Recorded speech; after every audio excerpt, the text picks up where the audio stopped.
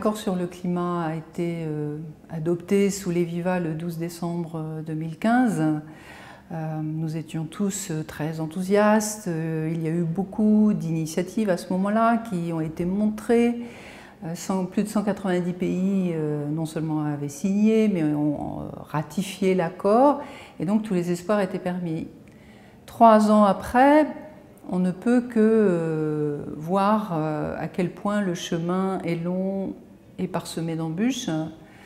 À l'heure où nous parlons, on débat beaucoup de la hausse du prix du carburant, avec cette contradiction que les Français, la société est censée adhérer pleinement à la transition écologique, au bas carbone, et en fait ne semble pas prête à en assumer le prix dans toutes ces acceptions.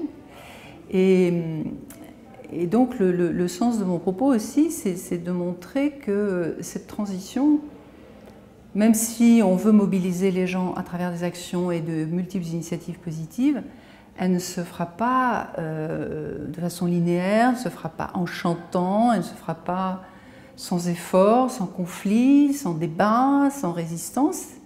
Et donc face à cela, sans une volonté farouche des élus et de nous tous, et d'agir. Et déjà pour agir, il faut savoir où on veut aller. Et ce projet commun, je pense qu'il a besoin d'une meilleure définition. Transition, ok, mais transition pour aller où? Chacun a sa vision d'une vie meilleure, de ce qu'il souhaiterait pour lui-même et ses enfants. Mais qu'est-ce qui fait société? Qu'est-ce qui fait le progrès aujourd'hui, au XXIe siècle, sachant que tous nos paramètres du vivant, que ce soit le climat, la biodiversité, etc., sont dans la zone rouge.